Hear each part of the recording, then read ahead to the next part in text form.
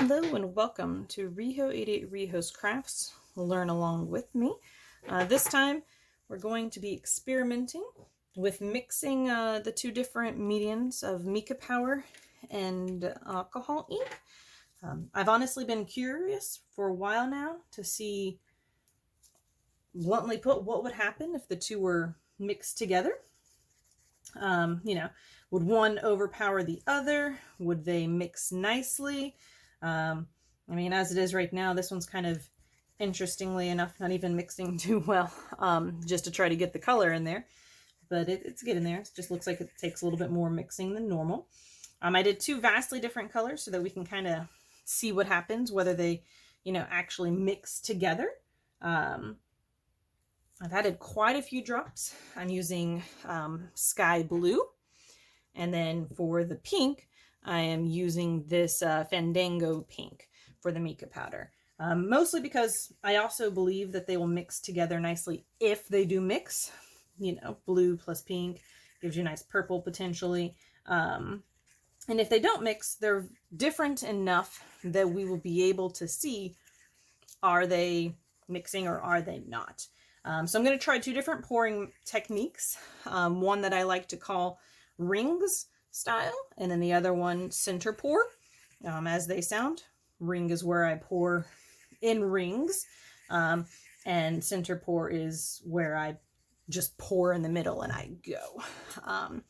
So with the center pour, I will start with the blue, and we'll kind of go from there. I might not have enough to do both techniques in one go, so there might be a pause in the video while I get more resin ready. But I've been curious and I want to see what happens. Depending on, how it reacts, lets you know how you can do future projects. Can you mix them? Can you not? Will you expect them to mix together when poured side by side? Who knows? So I took just two coaster molds and we're going to basically play an experiment here. So we're going to real quick start with the outer ring. And then we're going to get an inner ring.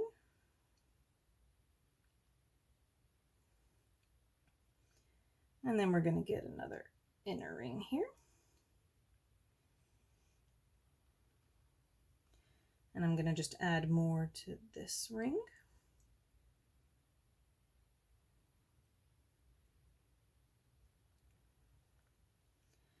And then over here, we're just going to pour right down the nice big center. And then we're going to pour this one, center it.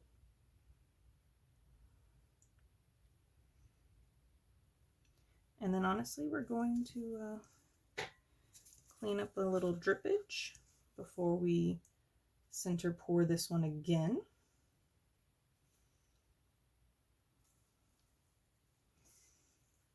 Clean up that little drippage. Clean up the side of this cup, and then we're going to try one more center pour over here.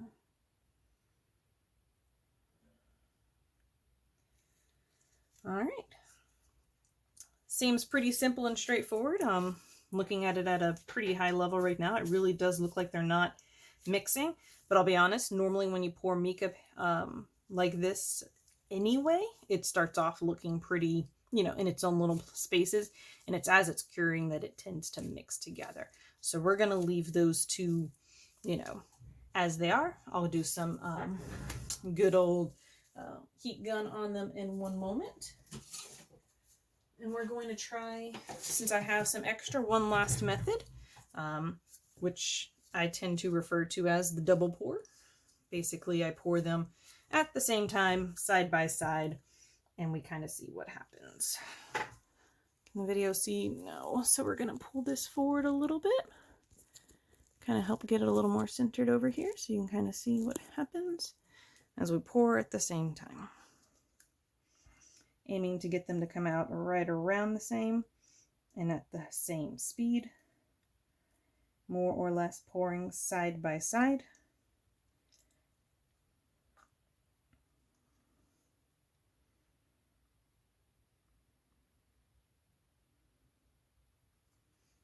Now again, since I'm just doing these as an experiment, I didn't really provide enough for, you know, the actual molds that are being used, but that was intentional. I can always fill it up with more later if I really wanted to. But this is quite literally just an experiment to see, you know, what will happen for these. So there are our 3 pours that we're going to, again, test and experiment with. A reminder that the pink is using mica powder and the blue is using alcohol ink. So let's kind of see what happens as a result, and we'll be back to check on them. Looking at this bottom one and seeing as they're kind of keeping to their own side, I figure I'm actually going to go ahead and take the blowgum and attempt to do what is kind of considered the wave effect. Really haven't perfected it, I've only tried it once, but it's where I take the heat gun, put it on high, and I kind of push the pink into the blue. Technically speaking, it should make kind of a water rivery effect, but who knows? We'll see. I thought it would be kind of fun just to go ahead and experiment with it, since it kind of seems not to be really doing too much anyway.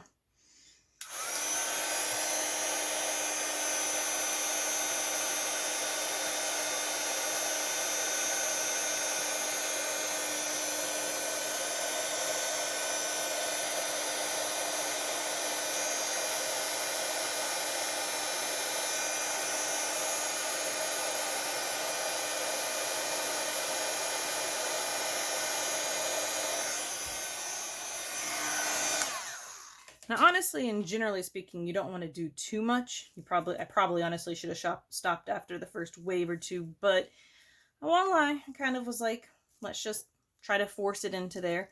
And as you can see, I actually don't have enough resin in this one to really kind of fill it all, so I'm a little kind of curious to see what happens anyway, but yeah, playing around, having fun. The other 2 are the real per se experiments, because it looks like pouring side by side will be a similar effect to up here, meaning as it looks right now, it really doesn't look like they're mixing too much when you use the ring effect, compared to, of course, when you're pouring on top of each other. You can actually kind of see in the center a little bit that it's kind of already got a little sparkle from the mica powder. So interesting effects. You can kind of see it now out here, a little bit stuck out there. So we'll see what happens. And we're back for the reveal. So looking at this, it appears that when poured side by side, for the most part, they mix slightly. You can see a little slight mixing here, but generally speaking, it looks like they keep to their own. The little wave effect I attempted does show that it stayed in there. Not as much as a wave, but mostly just because I really didn't do it the best. But nonetheless, we see it sitting and staying in there. So all that kind of looks as we had anticipated. As for the other 2, basically they created, I would call, kind of burst effects to them. This one, of course, was the poured in ringlets on the outside, so there wasn't really much overlapping between the different layers.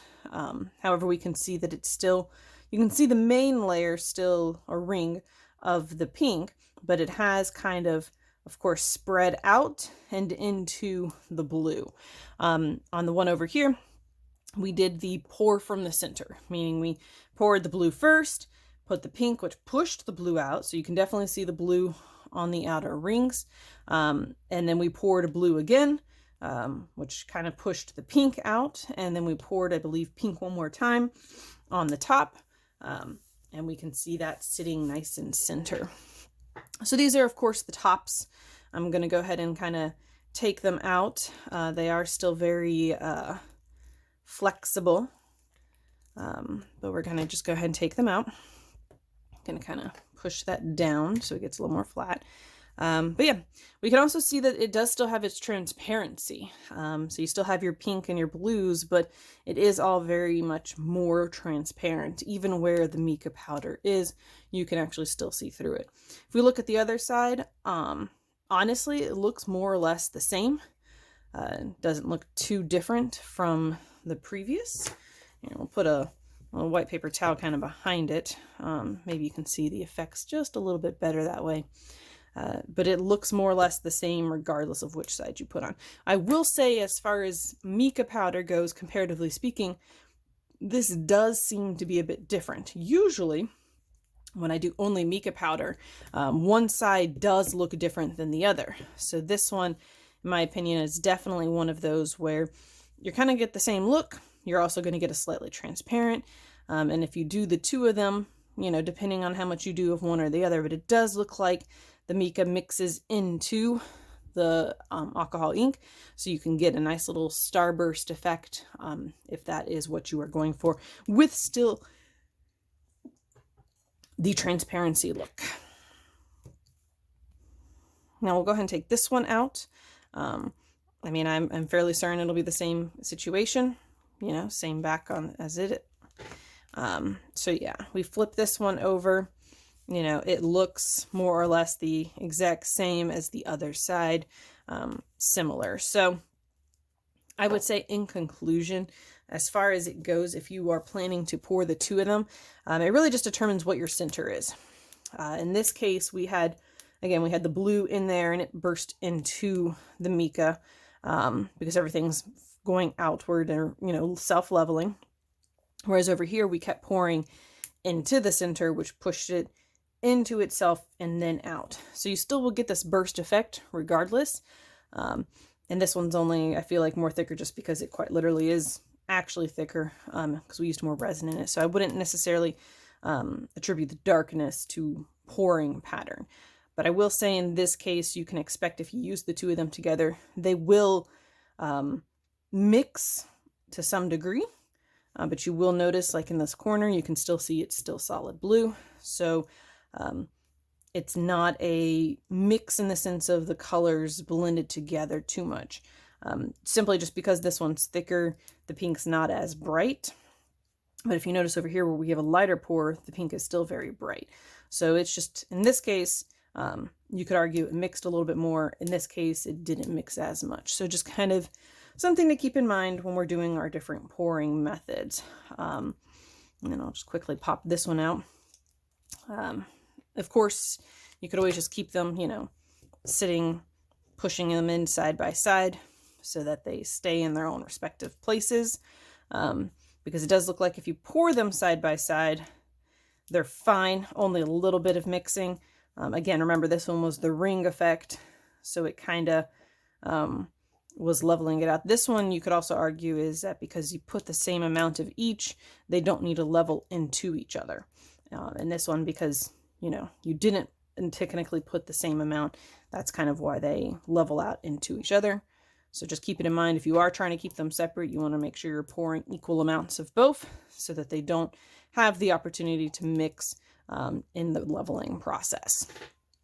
So that will be our conclusion for the pouring mix between mica and alcohol ink. Again, when the alcohol ink is mixed into the resin, not when we are using the Petri dish dropping types effects. So this was Riho 80 Riho, and thanks for joining and learning with me. Hope to see you next time.